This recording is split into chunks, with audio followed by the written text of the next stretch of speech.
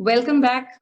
We are going to start the problem on linear programming in today's class. So those of you who have not watched my previous videos, there are two videos that have already been uploaded about linear programming. One is how to draw a linear equation, and the second one is how to draw a profit line. The knowledge about these two are required to understand today's class. So let's get started with the problem on linear programming. So here we are in the office of Jack, the production manager. He is worried about the optimum product mix. So let's see the details of the problem and let's tackle it straight away. So here we have two products, X and Y. And there are three departments, Department A, Department B, and Department C. The hours taken per unit of X in Department A is given. That is, X takes 8 hours per unit in Department A. And as for Y, it takes 10 hours per unit in Department A. Likewise, the hours required per unit for Department B for X and Y is given. And also for Department C for X and Y is also given. But we have a limiting factor, or we have a constraint. And what is a constraint? The constraint is in Department A, we only have a total of 11,000 hours. And in Department B, only 9,000 hours. And in Department C, only 12,000 hours, which means that we have got three constraints or three limiting factors. Then they have given the contribution per unit of X and contribution per unit of Y. This is required for writing the profit line. We studied in the previous class how to write a profit line. Okay. There is unlimited demand for X, but demand for Y is limited to 600 units per annum. There again, we have a condition to be satisfied. We cannot exceed the production of Y beyond 600 units. Why? Because the maximum demand of Y is 600 units. Okay. Determine the optimum production plan. So we will go step by step. Step 1, define the variables. Let X be the number of units of X and let Y be the number of units of Y. We are defining the variables because we have to find out how much quantity of X and how much quantity of Y is to be produced to maximize the profits. That's the first step. Now coming to step 2, state the objective function. What is our objective? Our objective is to get maximum profit or maximum contribution. And what is the contribution per unit which is given in the question? Contribution per unit of X is 4 and contribution per unit of Y is 8. So what is the total contribution? It is 4 multiplied by the units of X, which we have already assumed it as X. So 4 into X is the total contribution of the product X, and 8 into Y is the total contribution of product Y. So what is the total contribution of both the products? It is 4X plus 8Y, which is equal to the contribution. And what is our objective? To maximize it, which is to be maximized. Now, this 4X plus 8Y is what we had studied in the previous class as the profit line. And what did we do? We gave an assumed contribution figure on the right-hand side to represent it on the graph. That is what we did in the previous class. So whenever we give a number to the contribution, that is an assumed contribution, then it is known as a profit line. It is also known by the name ISO contribution line. So ISO contribution line is nothing but the profit line that we learned in the previous class. Now coming to step 3, state the constraints. We have got certain limiting factors or constraints. What are our limiting factors? In Department A, the number of hours is 11,000. In Department B, the number of hours is just 9,000. And in Department C, the number of hours is just 12,000 hours. Now, these constraints we have to write in the form of an equation. Now listen carefully. For 1 unit of X, 8 hours is taken in Department A. So for X number of units, how many hours are taken? It is 8 into X or 8X. So I'm writing here 8X plus 1 unit of Y takes 10 hours in Department A. So what is the total number of hours for y number of units? It is 10 into y. So it is plus 10y. And the total number of hours in department A cannot exceed 11,000 hours. That's the constraint.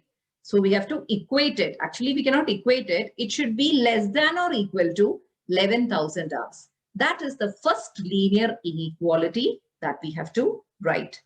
We already learned about linear inequality in the first class of linear programming. Okay. Now the second constraint. What is the second constraint? Now all eyes on department B. Okay. So 1 unit of X takes 4 hours. So X number of units takes how many hours? 4 into X. So I'm writing here 4X plus 1 unit of Y takes 10 hours. So Y number of units takes how many hours? 10Y plus 10Y is less than or equal to. What is the limiting factor in department B? Only 9,000 hours are available. So it should be less than or equal to 9,000. That was our second constraint. Now coming to our third constraint, that is all eyes on department C. 1 unit of X takes 12 hours. So X number of units takes how many hours? It's 12X plus, and 1 unit of Y takes 6 hours. So Y number of units takes 6Y hours, which should be less than or equal to 12,000 hours, because in department C, only 12,000 hours is available. So I'm just completing that constraint too. So we have written all the 3 constraints. Now there is one more condition. What is the condition? The demand is limited to 600 units per annum. There is a restriction for Y. What does that mean? We have to write it in the form of an equation.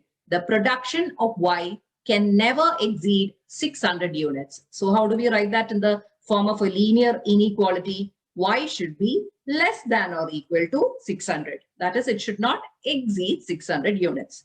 And generally, we can't have a negative figure for X and Y. So we just write XY greater than or equal to 0. So those were the constraints, and we have completed step 3. Now, what we have to do is we have to plot these constraints in a graph paper, and we have to identify the feasible region. Now, if you see the constraint, less than or equal to is not a line. Less than or equal to is a region below the line. So first we will plot that line. And what is that line? 8x plus 10y is equal to 11,000. We need 2 points to draw any line. So we will find those 2 points. So x and y. So what is the easiest method to find out the 2 points? When x is equal to 0, what is the value of y? And when y is equal to 0, what is the value of x? So when x is equal to 0, which means that 8 into 0. So that gets knocked off. So 10y is equal to 11,000, which means that y is equal to 11,000 divided by 10, or 1,100. Next, when y is equal to 0, in place of y, we substitute 0, which means that 10 into 0 becomes 0. That gets knocked off, which means that 8x is equal to 11,000. So what is x equal to? 11,000 divided by 8, that is 1375. So now we got the 2 points. Now we will plot this in the graph paper. So here comes the x-axis and the y-axis, and we have the units of product y represented on the y-axis and units of product x represented on the x-axis. So what is the first plot? First plot is x is 0 and y is 1,100. Where is that point coming? It is here, 0, 1,100. And the next point is 1,375, 0. So that comes here. We join the line to get the linear equation. 8x plus 10y is equal to 11,000. So this area, okay, the line under, the area under this line is 8x plus 10y less than or equal to 11,000, which means that this is the feasible region as far as that inequality is concerned. We can't go above that line. We can only go below that line. Coming to the second inequality. What is the second inequality? 4x plus 10y less than or equal to 9,000. I already said that you cannot represent an inequality as a line. An inequality is always a region below the line. So first we will represent the line. So what is the line? 4x plus 10y is equal to 9,000. Here again, we substitute x for 0 and y for 0 and get the values of y and x. So when x is equal to 0, what is y? If you substitute in the equation, you get 900. And when y is equal to 0, what is x? You get 2,250. Now we got 2 points for drawing the second equation. So the first plot is 0, 900. So where is that 0, 900? 0, 900 is here. Okay. And the second plot is 2,250 on the x-axis and y is 0. Where is that? It is here. So we join the 2 points to get the second equation, that is 4x plus 10y is equal to 9,000. Coming to the third equation, it is 12x plus 6y equal to 12,000. So when x is equal to 0, y is 2,000. And when y is equal to 0, x is 1,000. When you substitute in the formula, you will get these answers. So the first plot is 0 and 2,000. Where is that point coming? It is coming here, indicated with the blue cross. Second point is 1,000 and 0. It comes here. So we join the line to get the third equation, that is 12x plus 6y is equal to 12,000. So we have completed 3 constraints. Now, which is the fourth one? Y is less than or equal to 600. So we will just draw y is equal to 600. Where is y equal to 600? This is 600. Okay. So when y is equal to 600, it will be a line which is parallel to the x-axis. Okay. So let's draw it properly. This is y is equal to 600. So now we have got all the constraints in place. So now which is the common region or which is the common feasible region? We know that all the feasible regions are coming below these lines. Okay. It cannot go above a line. So the common feasible region, that is feasible region common to all the constraints, is this area. That is, it falls below all the lines. So if you take a combination of x and y from this region, okay, from this region, it will satisfy all the constraints. Only that is a common area. Can we choose a point here? No, because it does not satisfy this equation. What is this equation? Y is equal to 600. It is going above. It is going above 600. So which is the area which satisfies all the conditions? That is known as the feasible region, indicated in blue. The next step is to draw the profit line or the ISO contribution line. So ISO contribution line is nothing but the profit line. This is something that we have studied in the previous class. So we take the objective function from step 2. What was the objective function? 4x plus 8y is equal to contribution. That is nothing but the profit line. And how do we draw the profit line? We take an assumed contribution, which is a multiple of 4 and 8. So I am taking the figure $4,000 as the assumed contribution. So 4x plus 8y is equal to 4,000. Those who have any doubt regarding how I took $4,000, please refer to my previous video, where it is explained in detail how a profit line has to be drawn. Okay, so now we are going to represent 4x plus 8y is equal to 4,000. That is the profit line in the same graph. So 4x plus 8y is equal to 4,000. Again, when x is equal to 0, y is 500. Substituting in the equation, we get 5. We get y as 500. And when y is equal to 0, it becomes 8 into 0. That is 4x is equal to 4,000. So x is equal to 1,000. That is 4,000 divided by 4. Now we will plot this in the graph. So the first plot is 0, 500. It is here. And the second plot is 1,000 and 0, which is here. We join the 2 points to get the ISO contribution line.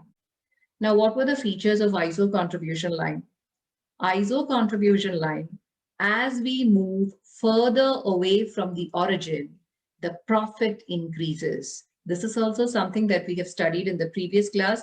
Those who do not know, please refer to my previous video. So what should you do? We should try to move as far away from the origin as possible. This is our intention. And one more feature of ISO contribution line was it runs parallel to each other. So I have marked the 4 endpoints of the feasible region. Endpoints is A, B, C, and D. It is either A, B, C, or D, which is the optimum production plan, but we don't know which. Okay, these are the endpoints of the feasible region, or these are the areas which are further away from the origin. So what we do is, listen carefully, we keep a scale on the ISO contribution line and we slide it outwards. Why? Because we want to move away from the origin to increase our profit. Okay. And we should move parallel because all ISO contribution lines run parallel to each other. So we are moving the scale parallel to the ISO contribution line, and we are trying to locate the point where the scale leaves the feasible region. Did you notice the point where the scale leaves the feasible region? Is it A, B, C, or D? See it once again. The scale is crossing A, it's crossing C, it's finally crossing B. See, B is the point where the ISO contribution line leaves the feasible region. That is the furthest point away from the origin, but it should be within the feasible region also, because only if it is within the feasible region, all the constraints will be satisfied. So if you see here, B is the point where the scale leaves the feasible region. So we have the answer. Conclusion is B is the optimum production plan. And what is B? What is the number of units of X and Y that is produced at point B? For that, we have to find out B is caused by the intersection of which two lines. If you notice here, B is caused by the intersection of Y is equal to 600 and this line, that is 8x plus 10y is equal to 11,000. We pick both these equations.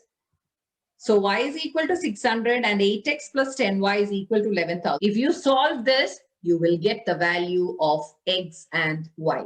Okay, so substituting the value of y is equal to 600 in this equation, we get x is equal to 625 units. So we got the optimum production plan. So what is the optimum production plan? If you produce 625 units of X and 600 units of Y, we will get the maximum contribution. That is the maximum profit within the constraints. So we have arrived at the final answer. So shall we go back to Jack's office and give him the final figures? So Jack is still at work and he's not moved an inch. Oh my God, he didn't go home or what? Anyway, you walk into his office and tell him, hey, Jack, the optimum production plan is X 625 units and Y 600 units. He jumps with joy and holds your hand and says, you are my best buddy. Can't believe you learned linear programming for me. With this, we come to an end of today's session. If you have any doubts, please post in the comment box below. And if you've understood the concepts well, please support the channel by clicking the subscribe and the like button. Thank you and have a good day.